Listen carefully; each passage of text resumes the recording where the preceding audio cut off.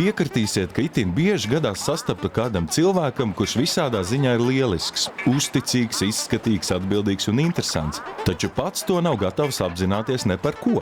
Par tādiem saka, nabadzīņš bērnībā nav uzslavēts, tāpēc izaudzis pats savu vērtību un spējas neapzinoties. Nu viņam ir grūti gan privātajā, gan profesionālajā dzīvē, jo visu laiku vajā sajūta, ko tad man jau nesanāks. Pa to laiku blakus ir draugi un kolēģi, kas pa dzīvi iet ar smaidu un paceltu galvu. Saka, viss ir kā nākas, dodiet tik nākamo izaicinājumu, un es ar to tikšu galā bez bēdu.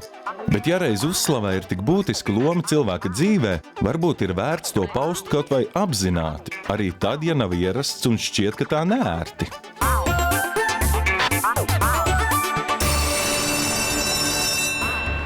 Šodien raidījumā skatieties. Latvijas radio žurnālists, 3 dēlu tētis Aidis Tomsons izrāda savu skolu un atklāja, kā ikdienā iedrošina savus bērnus.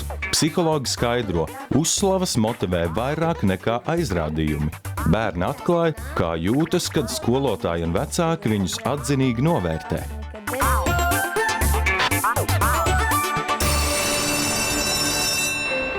Latvijas radio žurnālists Aidis Tomsons visus skolas gadus mācījās vienā skolā pašā Rīgas centrā. Viņējā bija Natālijas draudziņas ģimnāzija, un to Aidis mums apsola parādīt, kā arī ievest kādā klasē un pastāstīt, kā skolā veicas nu jau viņa paša dēliem.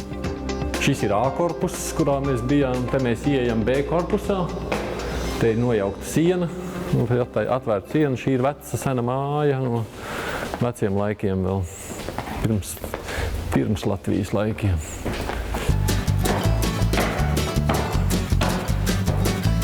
Šeit nedrīkstēja sēdēt. Šeit nedrīkstēja uzturēties, te drīkstēja iet tikai cauri un nedrīkstēja stāvēt arī. Tā bija vieta, kur nedrīkstēja ilgi būt. Vienīgais, ar ko vēl asociējās šī sadaļa, ir ar to, ka te varēja tikt ārā aiz stūra, te gan dežurēja vienmēr kāds, un tur vajag paklusu aizskiet uz kafejnīcu. Un kafejnīca bija aizliegtā zona, nedrīkstēja bērni iet uz kafejnīcas starpbrīžu laikā, bet daži šmauca un izdevās, ja bija nauda. Nav kā tagad, ja tu gribi un ir tev nauda, var iet ēst, ko gribi. Tā nebija. Aidis uzskata, ka viena no viņas skolas nenoliedzamām ekstrām ir baseins, jo ne jau katrā skolā bērni uz vietas var tikt pie peldēšanas stundām. Ejam uzzināt, kādas atmiņas Aidim ir par ūdenspriekiem. Jā, baseins kāds jau bija, tāds pats vien arī ir. Varētu nopeldēties tagad. Man tā arī neiemācīja peldēt. Visa tā lielā problēma bija tāda, ka man mācīja šeit peldēt apmācību, bet neiemācīja. Bet no baseina uzreiz pie grāmatām. Māma Aidim lasīt iemācījis jau 4 gadu vecumā, tāpēc vēl pirms skolas visas mājās atrodamās grāmatas bijušas pievarētas. Līdz ar to Aidis bijis biežs viesis gan skolas, gan pilsētas bibliotēkā. Labdien! Vai drīkst ienākt mazliet pie jums? Man bija vēl tāda lieta, ka es mācījos vidusskolā krievu novirzienu klasē. Un, protams, Jevgeņija Ņegina lasīja oriģināli krievu valodā, jo tas nebūtu īsti prātīgi viņu lasīt latviski. Un tad krievu valodas skolotāji arī, protams, man ir atmiņā palikusi ar vienu tādu interesantu izteicienu. Viņš starp citu bija viena no tādām spilgtākajām skolotājām arī manā dzīvē. Viņa teica tā, jums ir paveicies, ka jūs vēl dzīvē nedomājat par dzīves jēgu. Tūlīt būs tie gadi klāt, kad jūs par to domāsit. Un es toreiz nesapratu viņas sacīto, bet teikumu atcerējos. Pagāja pāris gadi, un tā arī bija.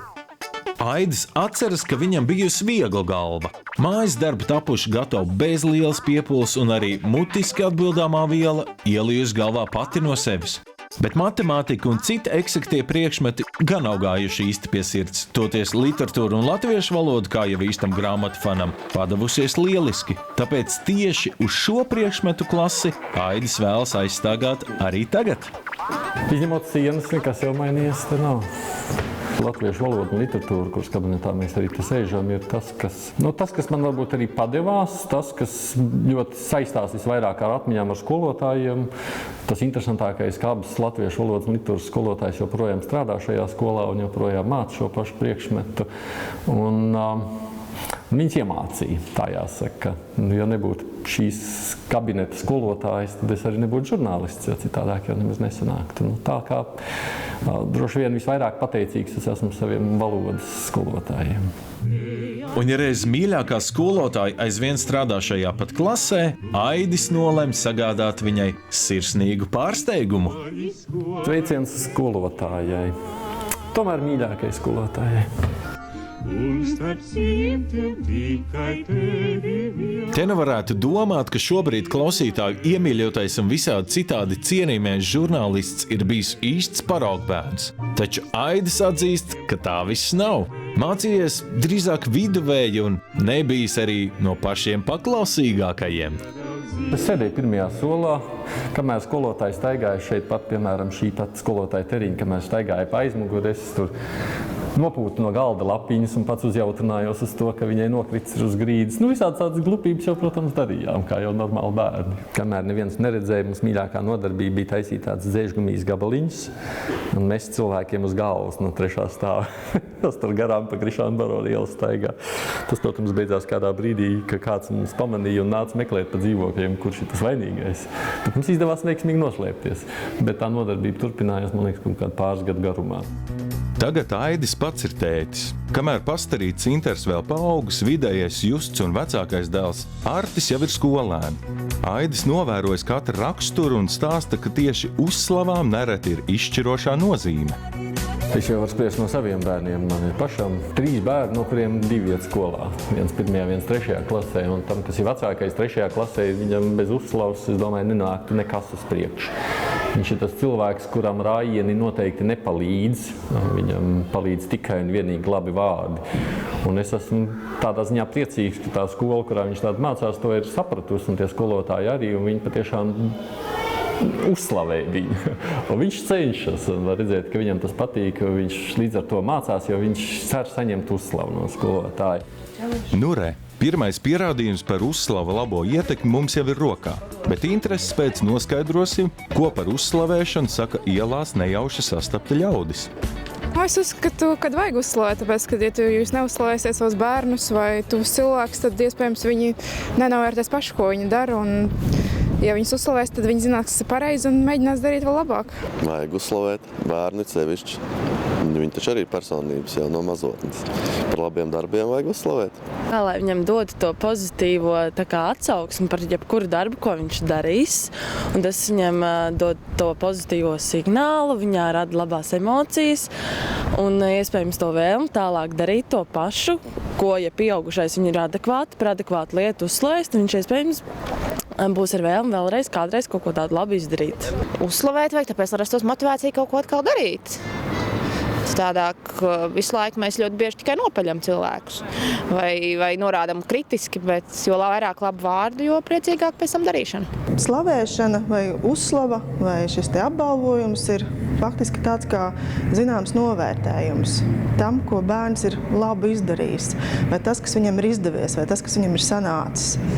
Un, katram no mums dzīvē ir tāda vēlēšanās, vismaz sākumā, kamēr mēs augam un attīstamies, lai kāds mums pasaka priekšā, ka tev tas ir labi sanācis, ka tev tas ir izdevies, tādus kā ceļa rādītājs vai tādus kā virzienu parāda, kas ir tas pareizais, ko mēs darām, tādu kā novērtējumu dot. Un faktiski šīs te uzslavas ir tāds novērtējums vai ceļa rādītāji. Jā, tas tev izdevās, malacis, super, ideāli, ja, un tad tu saproti, kādā veidā tev ir jāturpina sava tālāka attīstība un virzība uz priekšu.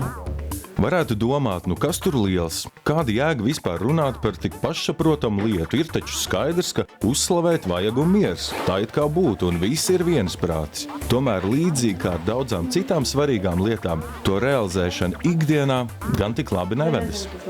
Tas nemaz nav tik viegli sākt uzslavēt bērnu, jo, lai sāktu uzslavēt bērnu, ir jāatrod īstenībā par ko uzslavēt. Tas nozīmē, ka ir jāatrod tas tas labais, ko bērns dara, ir jāsaredz viņa tajā ikdienas kaut kādos darbiņos, mazajos, tas, kas viņam labi izdodas, labi sanāk un kas viņam veicas. Un skolotājiem dažreiz nav laika šīm lietām.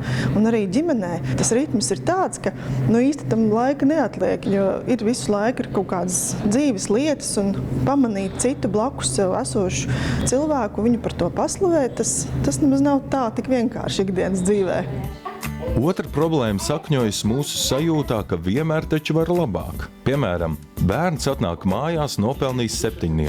Viņš priecīgs par to stāsta tētim, kurš beigās pajautā, vai kādam klasē bija arī 8 un 9, un bērns sašļūk, jo atkal nav spējis būt gana labs. Un šajā mirklī viņa personības attīstībā neredzami, bet pamatīgi tiek iebūvēts sev neticēšanas ķieģelītis. Mēs izvirzām bērniem ļoti daudz lielas prasības. Necevišķi vecāki tagad arī mēs tur gribam, lai viņš ir labs dejošanā, labs hokejists, bet visur lietās būtu baigi. Tāds, lai viņam būtu tie labākie sasniegumi visur. Bet mums jābūt reāliem. Mēs neesam tik vispusīgi, lai mēs būtu visur pirmrindnieki. Un arī bērniem ir tā, ka viņam ir lietas, kas padodās un kas nepadodās. Un es domāju, ka arī vecākiem vajag būt tādiem adekvāti, novērtēt savu bērnu spējas un viņu robežu. Nevajag no bērna prasīt vairāk nekā viņš spēja iedot.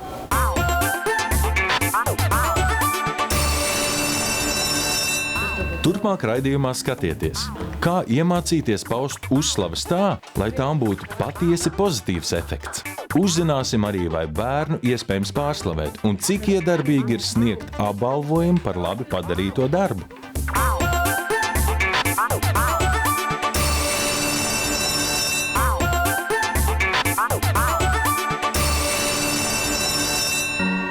Runājot par bērna pašapziņas attīstību, līdzās uzslavas labajam efektam tikpat vērtīgs un nepieciešams ir iedrošinājums. To varam pielietot gan kombinācijā ar uzslavu, gan vēl pirms tam.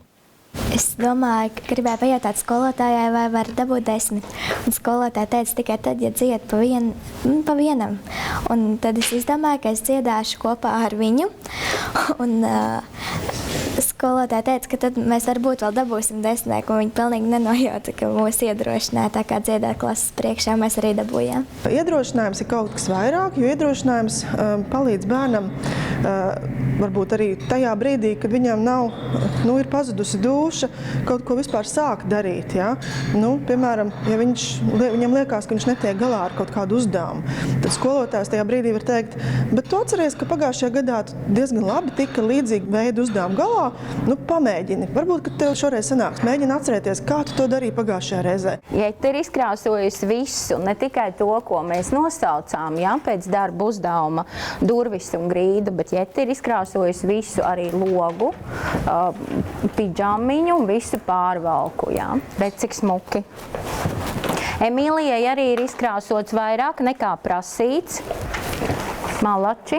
Par iedrošināšanu es varu teikt to, ka bērni ļoti daudz baidās kļūdīties, baidās viņiem, ja viņiem kaut kas nesanāks, ka kāds uz viņiem paskatīsies. Un ja mēs tos bērnus iedrošinām, tad viņi to darbiņu iesāk, un tad viņi var smuki viņu to pabeigt darbiņu. Un ja mēs viņu vēl vairāk iedrošinām, tad arī viņam var pateikt viņam uzslavu par to, ka viņš tiešām labi pateicis un paveicis to darbiņu, un tad viņam ir lielāks gandarījums par to, ka viņš ir vērts censties. Tad man uzslavējumi bija, es jutos tā pagodināta un priecīga. Eksperti iesaka izmantot uzslavu un iedrošinājumu tehniku, jo ir pierādījies, ka tādā ceļā var panākt vairāk nekā ar dusmošanos un sodīšanu. Ja esam pret bērnu pozitīvi, viņam grūtāk izturēties slikti un viņš ir gatavs vairāk sadarboties. Jo, piemēram, nekārtības klasē visbiežāk izceļas tieši tāpēc, ka bērni atsakās sadarboties ar skolotāju, jeb citiem vārdiem sakot, neklausa. Un tomēr kāds no jums tagad droši vien pie sevis domā, jā, slavēt, tas ir labi, bet kā tad ar aizrādījumiem? Neviens taču bez kritikas par īstu cilvēku nevar izaugt. Mēs iesakām skolā izmantot nevis aizrādījumus, bet atgādinājumus. Ja, piemēram, atkal mēs runājam par to pašu ģimenes situāciju, vai mēs runājam par skolas situāciju, ir pirmā reize, kad nav izdevies tas, par ko mēs tā kā esam vienojušies. Mēs esam vienojušies, ka tu ieradīsies stundu laikus, un tev tas nav izdevies. Tad nevis mēs viņam aizrādām, bet mēs atgādinām. Mēs atgādinām viņam, atceries, kāds ir noteikums, vai atceries, par ko mēs vienojāmies, vai arī vienkārši pateikt, tu šodien nokavēji. Šāds atgādinājums ir mazāk emocionāli piesātināts ar visu to negatīvo, ko mēs it kā tajā brīdī dusmojoties viņam varētu pateikt. Un otrām kārtām tas dod bērnam iespēju vēl pārdomāt, jo galu galā mēs paši pēc sevis zinām, ka ne visi mēs esam perfekti un ne visi mēs visu ideāli darām. Šādu uzslavu, iedrošināšanas un atgādinājumu pieeju savās mājās katrs varam izmēģināt pats. Un iespējams daudz tā arī rīkojas jau automātiski, jo paši savā ģimenē audzināti pozitīvā gaisotnē. Taču ne katram tā paveicies. Nereti kādam vienīgi skola ir vieta, kur iemācīties draudzīgu saprašanos. Tāpēc 39 skolās Latvijas Universitātes iedzīvinātā atbalsta projekta ietvarā viss skolu personāls iesaistījies īpašā programmā ar nosaukumu Atbalsts pozitīvai uzvedībai. Tur, sekojot labas uzvedības noteikumiem, visi mācās būt pieklājīgi un savstarpēji draudzīgi. Un skolotāji to veicina, bērnus iedrošinot un uzslavējot. Labi, bet tā ir otra grupa nāk, paldies. Skolotāji novērojusi, ka labie ieraksti e-klasē un uzslavas ikdienā skolēnu vidū izraisījuši pat labo darbu veikšanas sacensību. Skolēnam ir arī pienākums ne tikai mācīties, bet arī sabiedriskais, piemēram, pildīt dežuranta pienākumus, garderobē dežuranta pienākumus, klases tīrīšana vai tāfeli noslaucīt un klasi izslaucīt pēc stundām. Un bija tādi vairāki gadījumi, kad skolēnam piemirstas, varbūt telpa bija aizņemta. Un tad, kad mēs izanalizējām un paskatījāmies, cik ierakstu ir saņēmis klases biedrs, kurš iepriekšējā nedēļā visu kārtīgi veicis, viņam arī uznāca vēlēšanās skolotāji, vai drīkst atnākt un tīrīt nākamo nedēļu klasi, uzslaucīt papīrīšus, savākt tāfeli noslaucīt. Protams, tie zēni bez atgādinājuma atnāca un katru dienu saņēma pozitīvo ierakstu, ka viņi ir veikuši savu pienākumu. Protams, vecāki arī priecīgi. Es domāju, ka te ir dziļāka jēga, ka skolēns iemācās atbildību par saviem darbiņiem. Vecāki, kuru bērni mācās dažādās skolās, pamanījuši, ka vienam e-klasē parādās dažādi pozitīvi ieraksti, bet otram nav nekā, vien retu reizi pa kādai piezīmē. Nav grūti uzminēt, kas ir patīkamāk un motivējošāk. Ir bijuši pietiekami daudz tieši šie pozitīvie vērtējumi, ne vērtējumi, bet pieraksti. Un arī klasbiedri saka to, ka tas ir savā veidā forši un arī kā motivācija mācīties. Uzslavēšana un iedrošināšana ir svarīga katra cilvēka dzīvē. Tas nav tā, ka tikai skolā vai tikai ārpus skolas. Tas ir svarīgi jebkurā situācijā. Mani dzīvē ir ļoti daudz uzslavējuši pirmos 10 gadus. Mani ir uzslavējuši vairākas reizes.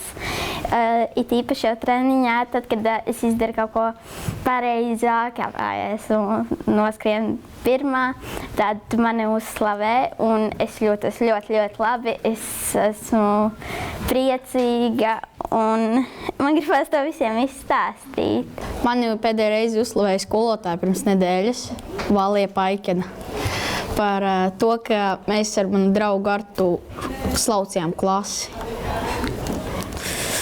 Katru nedēļas dienu mēs slaucījām. Tā bija diezgan laba sajūta, ka, protams, tevi kāds uzslavē. Bet te varētu rasties jautājums, vai slavēt var neierobežotā daudzumā? Cik nav dzirdēts sakām nepārslavē, ka nepaliek iedomīgs? Tas ir viens no jautājumiem, kas ļoti satrauc mūsu skolotājus, jo viņiem šķiet, ka bērni var pārslavēt.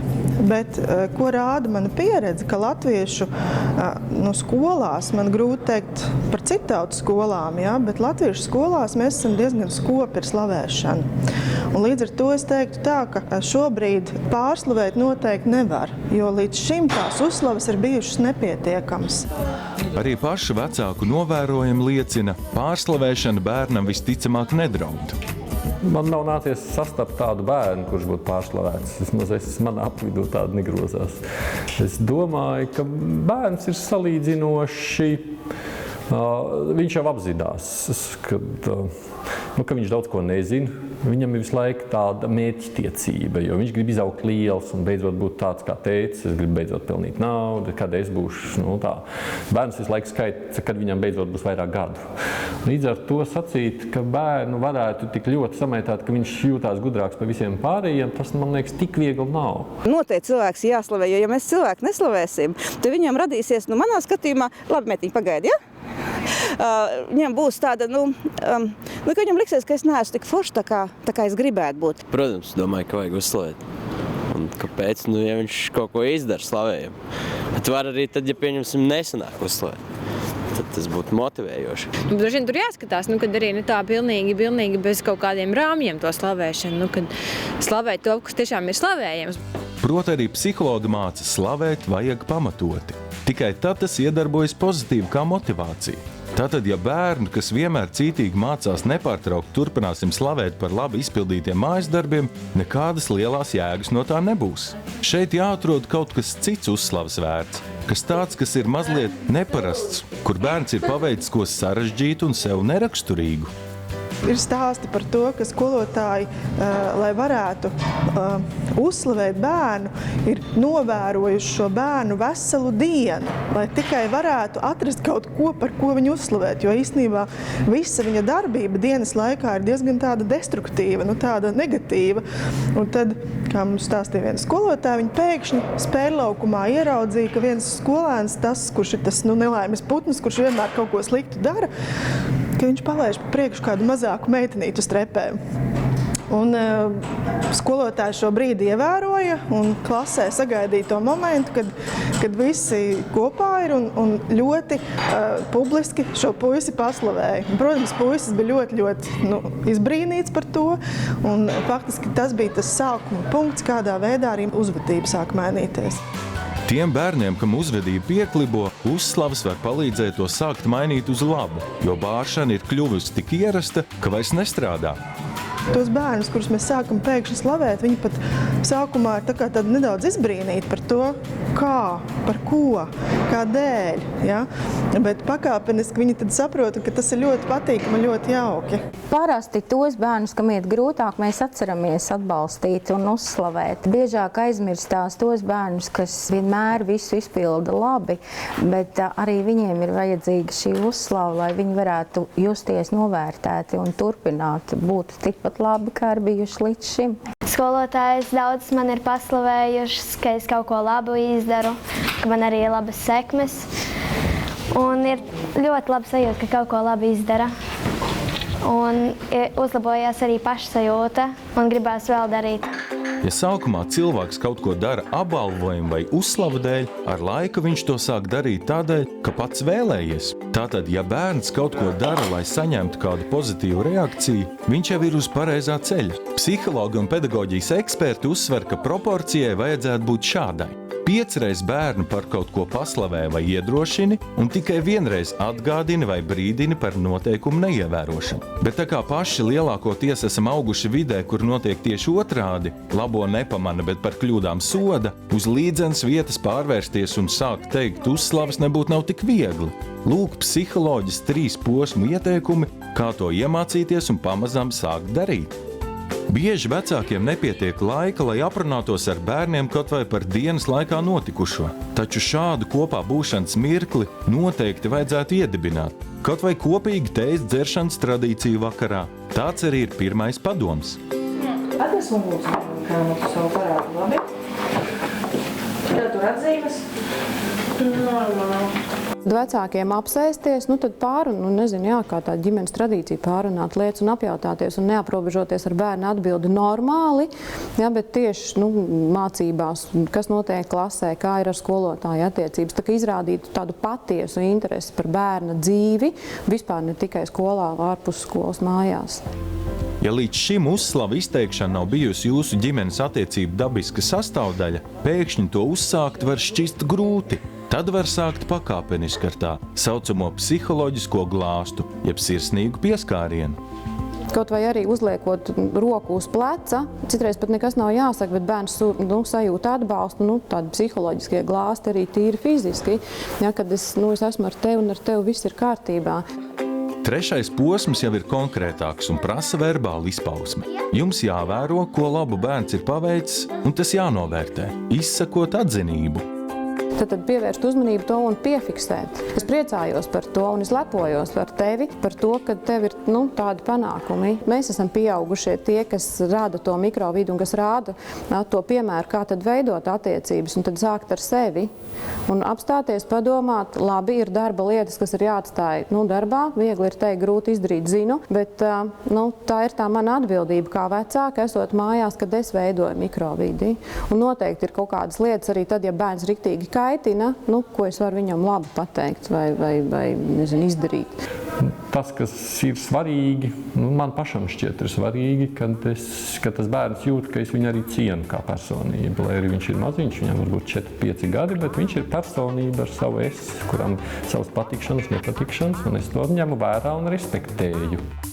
Ja domājam par bērnu attīstību, vai tiešām tā notiek, kad mēs viņam izsakām aizrādījumus, pārmetumus un dusmu uzplūdā sakliedzam, vai drīzāk tad, kad uzslavējam un iedrošinām, tādā veidā palīdzot viņam veidoties pašapzinīgākam, un kā mums pašiem labāk patiktu, kā izturētos pret mums?